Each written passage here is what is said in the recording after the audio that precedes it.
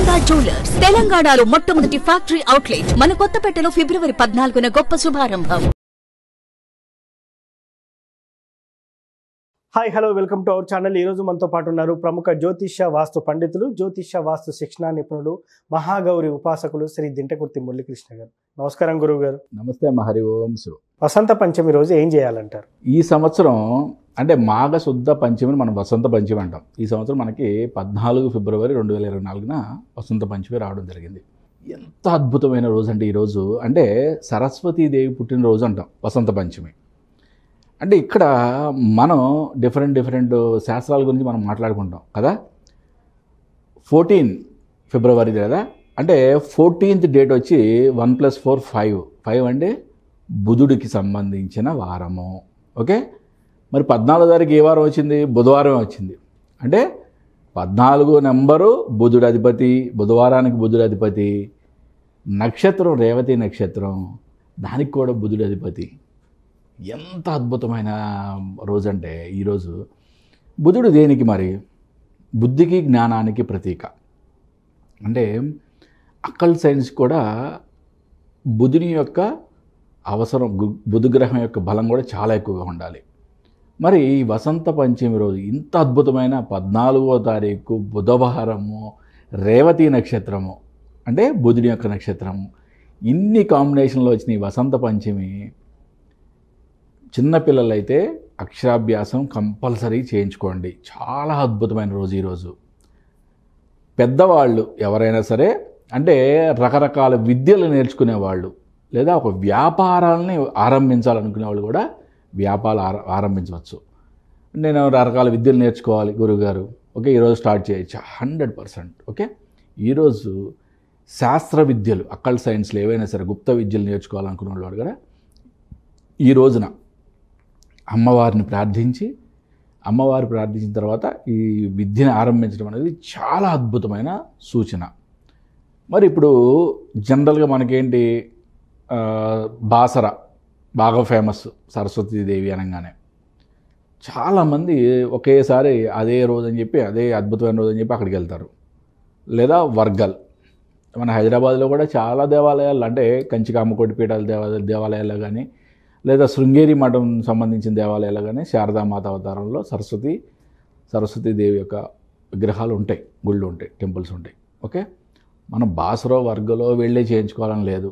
క్షేత్రం మహిమ కొంతవరకు ఉంటుంది, 100% కాదన్న. కాకపోతే అక్కడ ఏదో గుంపులో గోవిందయ్యేలాగా ఏదో వందల వేల మందిలో కూర్చొని ఏదో చేసుకునే దానికన్నా మీకు దగ్గరలో ఉన్న టెంపుల్స్లో చేసుకోండి, లేదా మీ ఇంట్లో అయినా కూడా చేసుకోండి.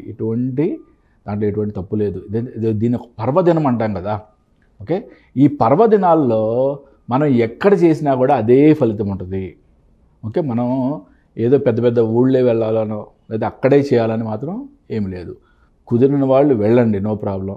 కుదరని వాళ్ళు ఇంట్లో అయినా సరే భక్తి శ్రద్ధలతో చేసుకోండి. అంటే చిన్నపిల్లలకి అక్షరాభ్యాసం చేయటం, పెద్దవాళ్ళు ఎవరన్నా ఏదన్నా ఒక వ్యాపారం స్టార్ట్ చేయాలనుకుంటున్నాను అంటే వ్యాపార ఆరంభం చాలా అద్భుతంగా గణపతి పూజ చేసి, సరస్వతి పూజ చేసి ఆ రోజున మనకి వ్యాపార ఆరంభం చేయడం అనేది కూడా చాలా అద్భుతమైన విషయం. అన్నిటికన్నా ఇంపార్టెంట్గా అక్కల్ సైన్స్ అంటే గుప్త విద్యలు, ఓకే, శాస్త్రాలు, రకరకాల శాస్త్రాలు నేర్చుకోవాలి. జ్యోతిష్ శాస్త్రం, సంఖ్యాశాస్త్రం, హస్తసాముద్రికం, ఇట్లాంటి రకరకాల వాస్తు శాస్త్రాలు నేర్చుకోవాలన్నా అంటే ఈ రోజున మనం స్టార్ట్ చేయడం అనేది చాలా అద్భుతంగా పరిగణింపబడుతుంది. అంటే ప్రతి సంవత్సరం మనకి ఏ విధంగా వస్తుంది, మనకి డిఫరెంట్గా ఎలా వస్తుంది అంటే ఏ డేట్లో వస్తుంది, ఏ తారీఖున వస్తుంది, ఏ తేదీన వస్తుంది, లేకపోతే ఏ వారం వస్తుంది అనేది మనం డిఫరెంట్గా వస్తుంది కాబట్టి ఎప్పుడు ఇలాగే ఉండదు కాబట్టి.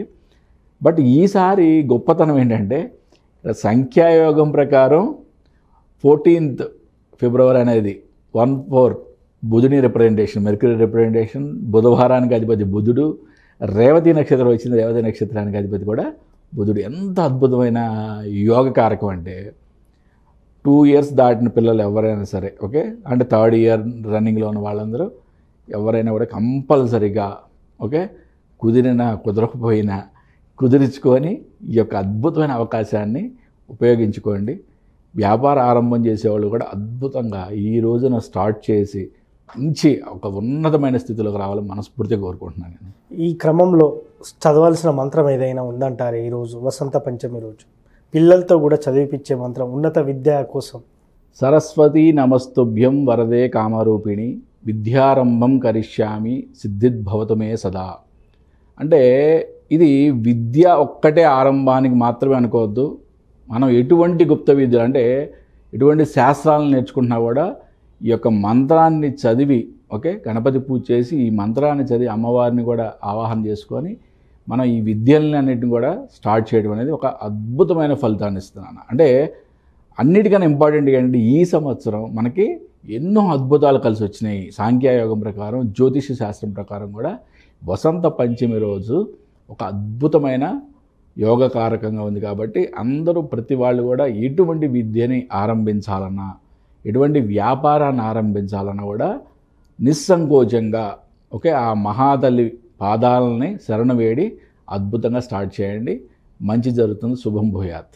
సార్, ఇప్పుడు పిల్లలకు ఈరోజు అక్షరాభ్యాసం చేయించమంటున్నారు. అదేవిధంగా ఇప్పుడు మరీ చిన్న పిల్లలు ఉంటారు సార్, వాళ్ళకి నాలుక మీద శ్రీమన్ రాపియాలి బంగారు రేకుతోని ఉన్న పెన్నుతోనని అంటారు. సో ఇది ఎలా అంటారు సార్?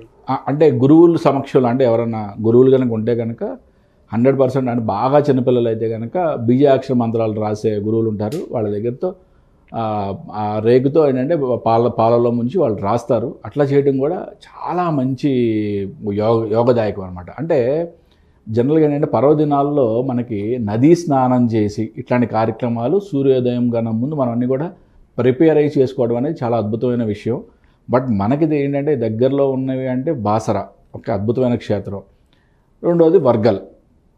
బాసర వెళ్ళగలిగిన వాళ్ళు వెళ్ళి చేసుకోండి 100%, దాంట్లో ఏం తప్పులేదు. బట్ అక్కడ ఉన్న క్రౌడ్ని కానీ అవన్నీ కూడా మీరు మనసులో పెట్టుకొని వెళ్ళలేమనో లేకపోతే స్తోమత లేదనో అనుకున్న వాళ్ళు ఎటువంటి గాబరా పడాల్సిన పని లేదు. నిస్సంకోచంగా మీ దగ్గరలో ఉన్న సరస్వతి దేవాలయంలో అద్భుతంగా చేసుకోవచ్చు. ఎందుకంటే శారదాపీఠం వాళ్ళ యొక్క ప్రతి టెంపుల్లో కూడా అమ్మవారు శారదామాత కొలువై ఉంటుంది, సరస్వతీమాత. అలాగే కంచికామకోటి పీఠాల టెంపుల్స్లో కూడా అన్నిట్లో కూడా మ్యాక్సిమం సరస్వతీదేవి ఉంటుంది. కాబట్టి ఎక్కడైతే అక్కడ మనకి దేవాలయాల దగ్గరలో ఉన్నాయో వాటిలోకి వెళ్ళి ఈ కార్యక్రమం చేసుకోండి. విద్యారంభమే కాదు చెప్పే కదా, వ్యాపారారంభం చేసేవాళ్ళు కూడా అద్భుతంగా ఉపయోగించుకోండి. ఈ యొక్క ఒక చాలా అద్భుతమైన పర్వదినం చెప్పచ్చు. ఈ సంవత్సరంలో మనకి ఎన్నో పర్వదినాలు ఉన్నాయి. బట్ ఇన్ని శాస్త్రాలు, ఇన్ని యోగాలు కలిసిన అద్భుతమైన దినం వసంత పంచమి. నిజంగా సార్, వసంత పంచమి అదే రోజు రేవతి నక్షత్రం, చాలా మంచి రోజు, February 14th. Thank you sir. నమస్తే అన్న. హరి ఓం. సో చూసారు కదా, ఇది వాటి కార్యక్రమం. మరో కార్యక్రమంలో మళ్ళీ కలుద్దాం. Thank you.